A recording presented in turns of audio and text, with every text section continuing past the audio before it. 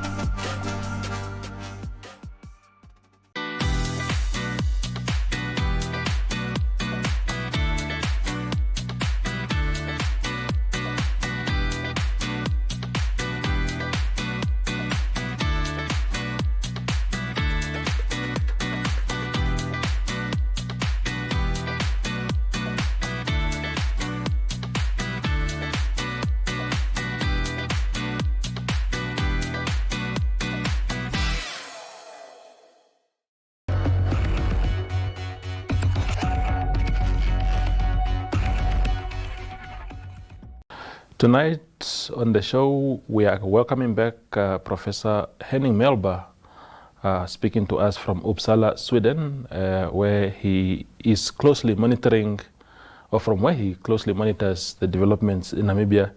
Of course, he is from Namibia himself. Professor, good evening and welcome back to the show. Good evening, Toivo, and good evening, viewers. It's nice to be back, and thanks for having me. Thank you, Professor. So, what did you make to start with? I think the biggest development in recent days is, of course, the resignation, as we are made to believe, of the Minister of Defense, Peter Vilho, here in Namibia, after, of course, a meeting with President Geingob over allegations of corruption. When you first heard about this development, what was your sort of immediate thought? To be quite honest, and I don't mean it in a mean sense, but it was a little bit of what the Germans call Schadenfreude, because what came back to me was the dispute the minister had last year in August, first when he was addressing the soldiers in a parade in Karibib. And where he attacked the doomsday sayers and the intellectuals and the intellectual prostitutes and the elite, and then engaged in a dispute with someone of the private sector and wrote an article in the Namibian, When the Shoe Fits, which provoked some responses by a wider civil society, because the minister then implied that there is still a privileged, predominantly, if not exclusively, white elite, which is responsible for everything in terms of shortcomings in Namibian society. And while the point that there is still a privileged white elite is undisputed, where he is right so, I think a lot of people took him to task for putting the blame only on that segment of society, and thereby avoiding any responsibility for the government, which is running the country since 31 years. And now that's what I mean with the Schadenfreude. And now it turns out that the very same elite he puts the blame on to be guided by greed, by embezzlement, by corruption, seems to include him with a foreign bank account which he never disclosed. And this is when the chicken come home to roost, so to say. And that's where I thought, given his the way he stick his neck out previously, he should have known better, and maybe should have been a bit more modest and not playing a tune which then might come back and forces him to dance according to the tune, which now happened. And I think it's a lesson learned too late. It's regrettable, because I think we need people who do not preach water and drink wine, but who do put their money where their mouth is. And Viljo is the latest example in a long row, and some of them are waiting for their trial in prison, where we can see that they are not very serious when they take their oath of office, which says that they should serve the best interest of the people, which they seem to misunderstand as serving the best interest. Indeed.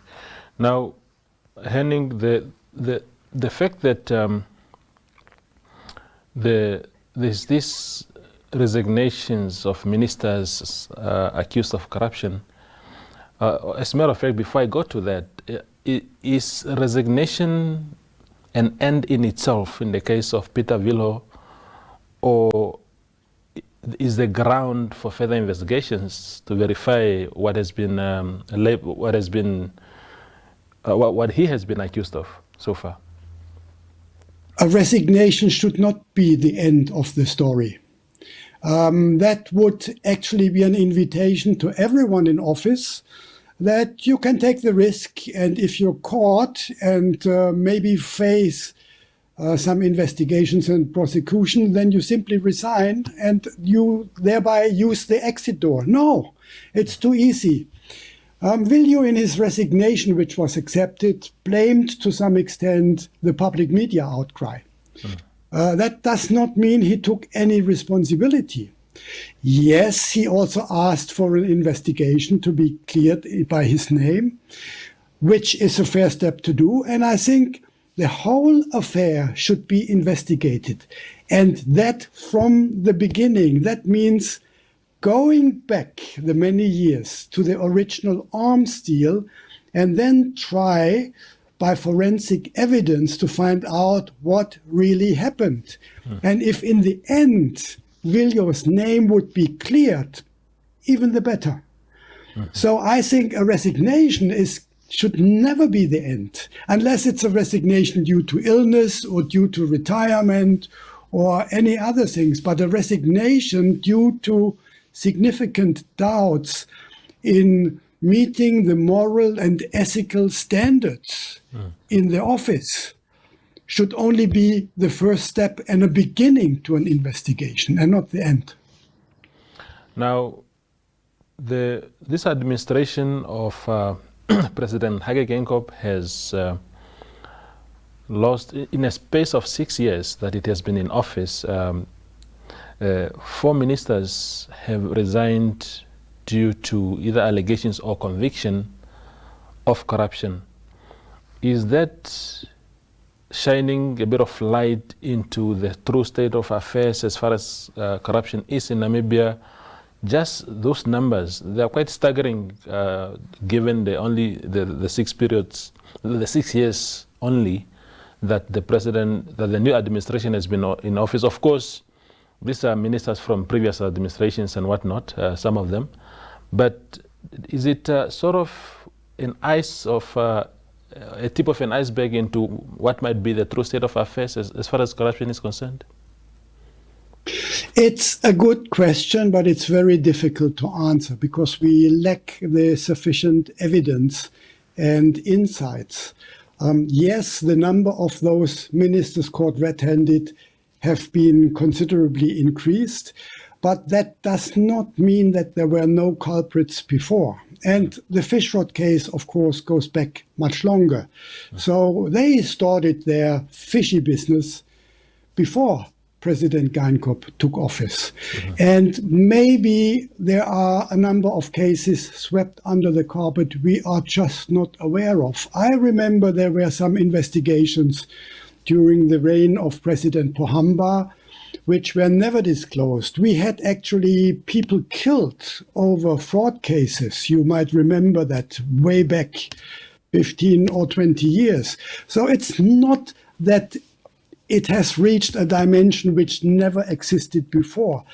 I think what has changed is that the public has got more sensible, that the media have managed to do some more proper investigative journalism, which speaks, of course, to the state of the independent media in the country, and that we are generally in a situation where, maybe also triggered by the unfortunate economic situation, the ill behaving becomes more obvious. And maybe another aspect could be that those who are now for too long in power get too complacent and are actually behaving in a way which makes it easier to catch them red-handed.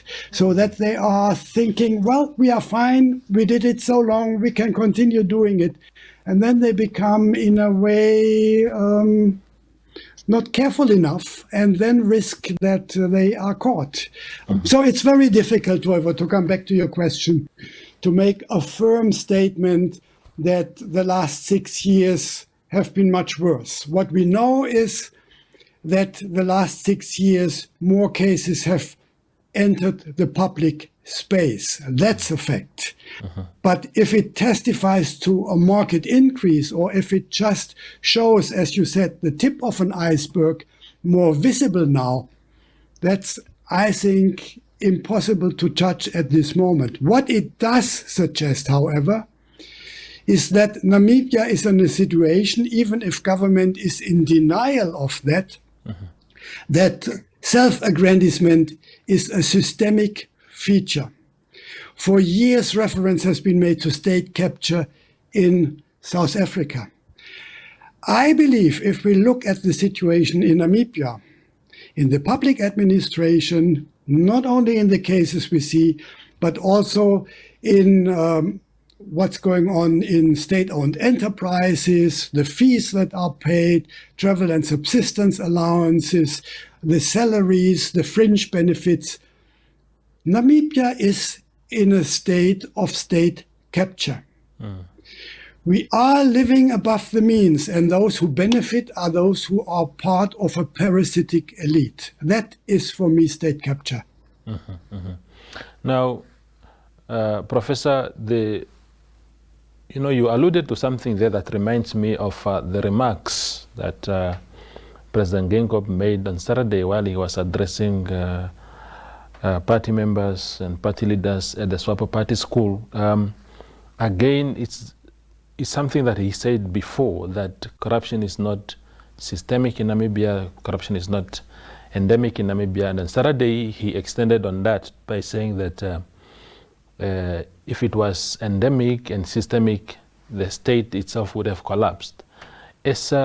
What is your definition or your understanding in academia of the term systemic corruption? Do we have that in Namibia? All these cases that we are dealing with on a daily basis, do they point to systemic corruption, or it's just an exaggeration by those who make those references?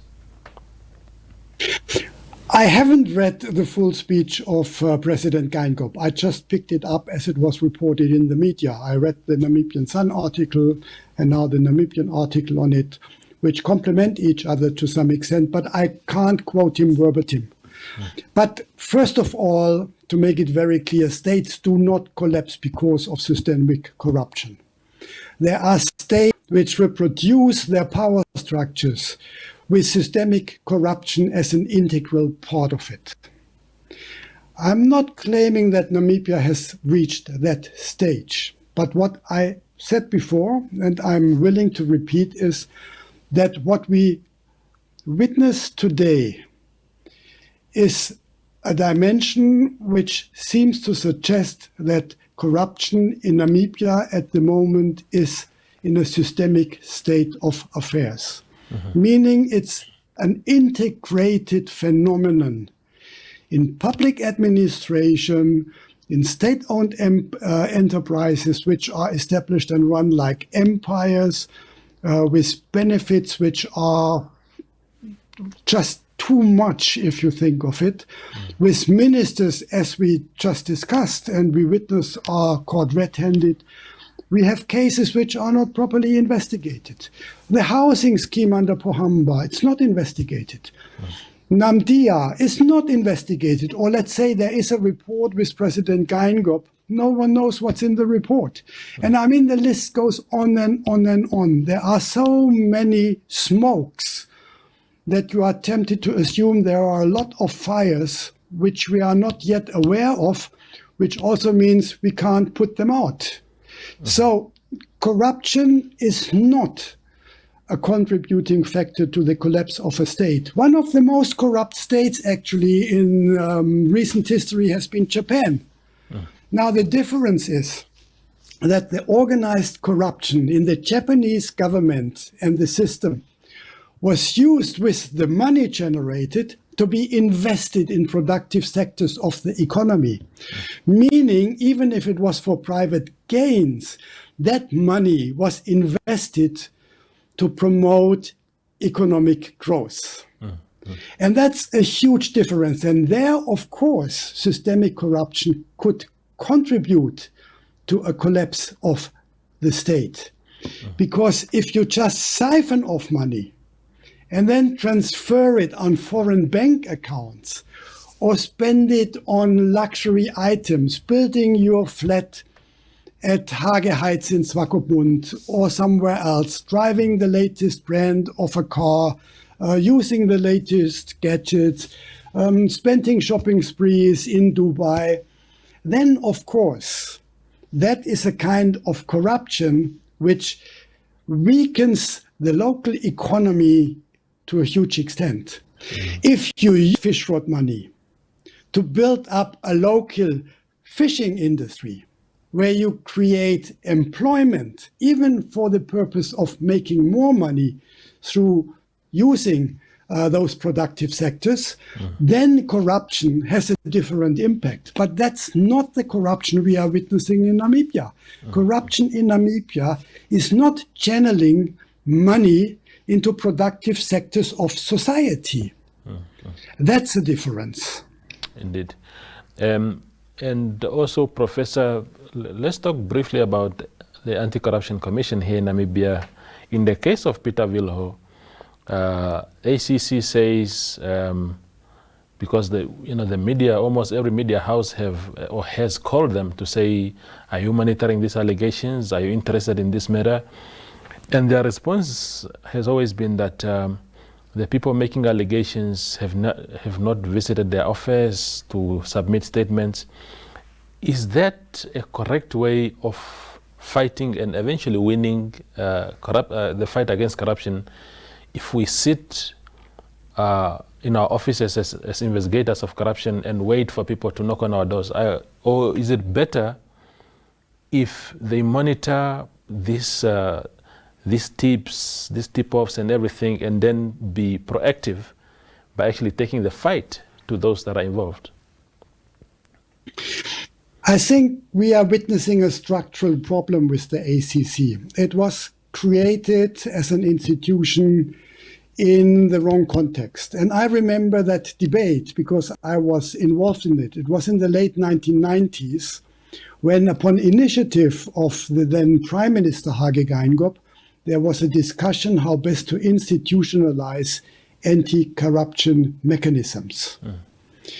And there was a huge fundamental debate if such an institution should be an integral part of public administration and controlled by the government through appointments and related things, which allows government to keep the lid on it, or if it should be established as a completely independent institution with a mandate which allows it to decide itself to set the agenda with sufficient funds provided by the state, by taxpayers, but then totally autonomous. That's not the case. So the ACC has to walk a very thin line. And I don't envy those who have to decide in the ACC if they should bite the hand of those who feed them or not. And they have made decisions in different ways. I'm not familiar enough with the inside information, what made them decide not to pursue the Wilho case so far. But it's one of those examples where the public, of course, is wondering, well, now what? How serious are you? I give them the benefit of the doubt. I mean, the Fishrod case seems to testify that there are certain examples where they are determined to do their best, and then one needs to accept that they are underfunded and understaffed, so there are only limited means to take on board new investigations. That's part of the problem. Now, this would be the chance for President Geingob to put the money where his mouth is. If he is as serious about fighting corruption as he constantly claims and repeats, then this is his opportunity. Pass a law, strengthen ACC, make it less dependent on the government, give it more funds, give it more stuff, and say, you go. You pursue your mandate independent of us, and your only mission is to fight corruption wherever you smell it. Now, you spoke about how the president speaks boldly about his dislike for corruption and supposedly the efforts that he has made so far. But from a symbolic point of view, Professor, when the 4 ministers that we spoke about in the beginning have all resigned, at least that is the information that has been put in public, can the president, when he's no longer in office, one day look back at this legacy and say, I fought against corruption, if all of these ministers actually sort of left on their own terms by resigning, and none of them seem to have been fully pushed out by the president? What kind of messages does it send when no one has actually been dismissed for corruption? As much as we know that there are, like the president's like saying, processes, institutions, and systems, but we haven't seen ministers traditionally being hauled before a disciplinary hearing. That is not how you deal with ministers that are accused of corruption, especially when you have a strong sense that maybe there's credibility to the claims. So giving people the leeway to resign and not put your foot on the ground and say, there is the door, leave. What kind of message that is sent? I'm afraid some people might argue, well, this is the African way of doing it. You allow them to save the face. I would object. It's not the African way of doing it. It's a cheap excuse. If you are serious about good governance, then you follow certain rules and regulations and criteria, and you follow them through. Now, looking at the examples which we have in mind, what we see is that the presidency was extremely lenient when it came to that. And let's not forget, we still have high-ranking political office bearers sitting in the National Assembly and elsewhere who were convicted in court. But they were not stripped of their offices. And the suspension of the 2 ministers from the party political positions they have took 17 months. It should immediately kick in. There should be a dire need of SWAPO modifying its constitution, its rules and regulations, and clearly stating the moment there is an investigation going on, which is in preparation of a trial maybe, or otherwise reasonable doubt about failure in office, that those individuals should be immediately suspended. That does not mean if they are cleaned that they are not coming back as being rehabilitated. It does not mean if they are convicted that they are convicted for the rest of their life. Allow them after a grace period to show that they have learned and that they are allowed to come back. But the first thing is for the party and for the government to come clean of those elements under investigation, which also allows those persons under investigation, we talked about it in the case of Viljo earlier, to say, I want to come clean, please do an examination, do an investigation. What the president did more than a year ago, in early 2020, was to proclaim the year as a year of introspection. But introspection was defined in a sense, they are looking at themselves behind closed doors. There was no one invited to the table. There was no one brought in from the outside as a check and balance to say, well, that doesn't look good. Maybe that should be taken care of. Introspection means we do it ourselves. Don't interfere. Don't mess in our affairs, but trust us. Now, I think that's the wrong message, because as we see in the public responses, also as an indication, the latest regional and local authority elections, people did not buy into that.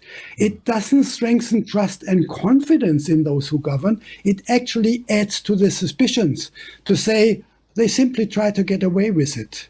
And I think that is something the party urgently needs to change in the party congress, in preparations for the next elections to come. There is such a lot of mileage to regain in terms of public trust and confidence. And manage to do that by talking. You have to act. The final question then to you, Professor. You just alluded to the removal of Saki Shangala and Bernard Esau from the SWAPO Central Committee a week ago. Of course, it was only announced on Friday. SWAPO seem to have this sense that they want to clean themselves, they want to renew themselves, and perhaps the best platform they have now for renewal is the Congress next year. Ideally, for a party as big as SWAPO, for a party of its legacy, especially pre-independence, a party that has the history that they have, and they want to come back as a stronger party in 2024, what kind of outcomes are necessary to come out of the Congress next year if SWAPO is to remain strong and actually relevant in the subsequent years? I think what is required is serious self-criticism as a first step to regain moral credibility. We are not only talking about politics, we also talk about moral and ethical values. The way certain scandals have been treated undermine moral and ethical values. It's not about maintaining power. It's about regaining credibility to be legitimated into power, to be used in the best interest of the people. And that best interest of the people is not necessarily the best interest of party officials, but if a party delivers in the best interest of the people, it's also in the best interest of a party. So I think what the Congress has to do is to come clean of some of the failures, to be willing to admit that the governance was not as good as they want us to make believe, and that they need to improve. They have, as I suggested already, to modify the criteria, the structures, the institution, to come clean, to find ways and means to deal with future cases like that. And I mean, something which is difficult to predict and has not directly to do with that, but is another important factor, is the factionalism in the party, which will play out at the next party congress. I'm not a prophet. I can't predict how it will play out, but there will certainly be factional battles in the party. And then the big question is also, how does President Geingob want to see, and we have also discussed that already, his legacy? Is he talking away the corruption cases because he's afraid he could be seen as a two-term president under whom corruption was thriving? Or maybe he opts to say, it's enough. Then rather I want to be seen as the president who leaves office having dealt in no uncertain terms with the corruption that wreaked its ugly head during my terms in office. Indeed. Professor Henning Melber, thank you again for your time today, sir. I thank you very much, and good evening to you and all the viewers. Thank you, sir. That is Professor Henning Melber speaking to us from Uppsala, Sweden, about the events in Namibia as they unfolded in recent days. Thank you for watching.